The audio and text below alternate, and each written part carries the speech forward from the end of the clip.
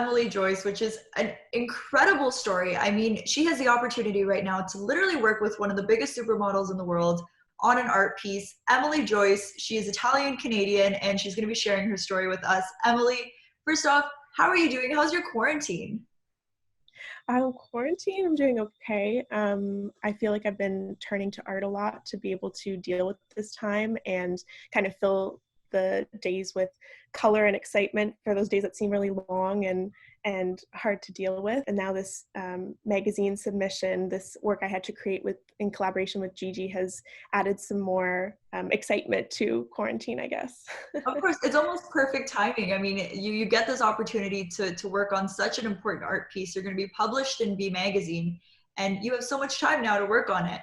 But let's kind of go back a couple of steps. You were selected between 20,000 entries.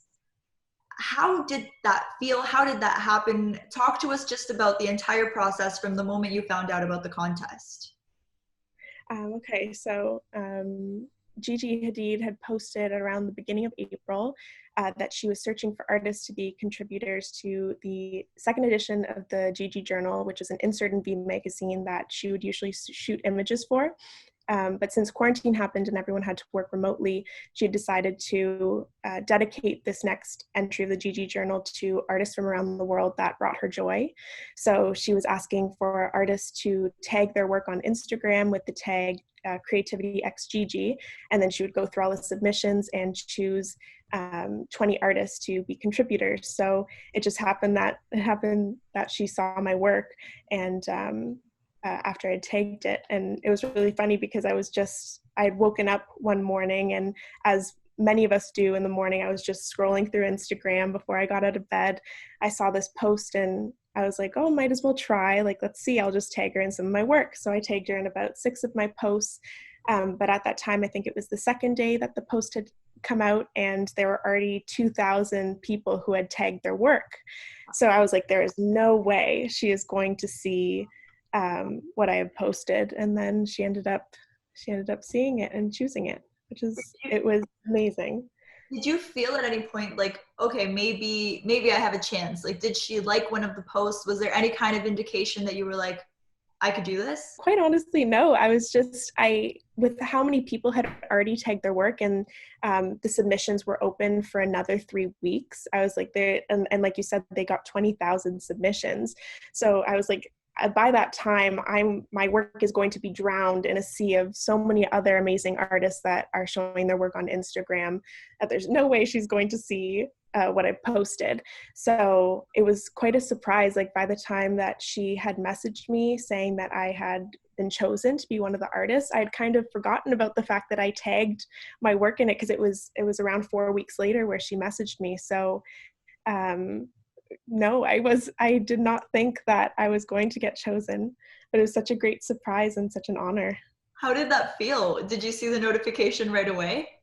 Yeah, so actually, I don't have all my notifications on Instagram on, so I didn't see the message right away, and she emailed me because my email is also attached to my Instagram. So I saw a notification for an email, and it said from Gigi Hadid, and I said, no way, this is not happening. So I opened the email, and it was just a short email that said, hey, by the way, I messaged you on Instagram, go see it. That's all it said. So then I went on Instagram and I opened it up, and it had the whole, like, thank you for tagging your work and for us to see, and you've been selected. And here's what you have to do. We will email you if you want to be a contributor. You're Italian Canadian, so were you the only Canadian that was selected out of the 10 artists? Yes, I was the only Canadian. I was looking through all of the other artists that had submitted and been chosen, and everyone had to list where they were from, and people are from all around the world. It's amazing. There are people from Russia and Germany, the UK, Australia, Malaysia, Argentina, and from all over the States. But yes, I'm the only one from Canada, and it's such an honor to be able to represent my country for this publication. No, that's amazing. And I'm so excited to see it. I know that you've been collaborating with Gigi and you kind of have to keep things under wraps, but how was the process of working with her? Have you been able to talk to her? Yeah, so we've just been emailing back and forth. She originally emailed all the artists with the two themes. You could pick one of them to use for your work and for the publication. So the two themes were honoring essential workers and time in quarantine. So she had picked all of us originally with an idea in mind and how we could take on one of the themes. So she gave me what her idea was, and I sent back some ideas I had when I originally saw the theme and came up with some designs. I came up with a couple and sent them to her, and we ended up deciding on a kind of goofy, lighthearted approach to the time in quarantine theme. Hopefully the painting will bring a smile to people's faces, those who are at home stuck in quarantine and social distancing and find themselves in similar situations to what I portrayed. Now I'm curious. I'm curious to see what you'll come up with. And how would you describe your style as an artist? I mean, we'll definitely be showing some of your works here on the screen, but how would you describe yourself? So I would describe my artwork and my style as, well, it's really driven by my love for art history and my love for works of the past, works by master painters. I love to dive into the details of their paintings and try to recreate them myself. And I think I just love putting myself in, trying to put myself in their shoes and try to imagine what their creative process must have been when they created their works years ago. I also love to explore color in my work. So there's always a lot of intense, bright color, like many purples and pinks always show up in my artwork. And I feel like that really draws people in to look deeper, which I love. So I'd say that my style is really a marriage of both my love for art history and my love for bright, bright color. And I was looking at some of your posts, and it almost, now I'm not really necessarily an art expert myself, but it looks like you're kind of collage different paintings together, or like, I've never seen that before. Is that something that you kind of came up with on your own? Yeah. So what I actually do for many of my paintings is I'll take the original image of the painting by Raphael or by Caravaggio, which are Italian painters that I love, and I will use software on my computer to be able to kind of corrupt the image, and it brings out these beautiful digital colors, like I said, those purples and pinks that really change the image and distort the perspective. And that's how I get those bands on those images, and then I just paint those images how they appear. So that's how my work kind of came about. It was kind of playing around with the image on the computer and mixing the historical with the digital and getting these really interesting images to portray. They're amazing. They're amazing, honestly. I mean, Thank I was you. blown away because there's just so much talent in there, and you're still a student, correct?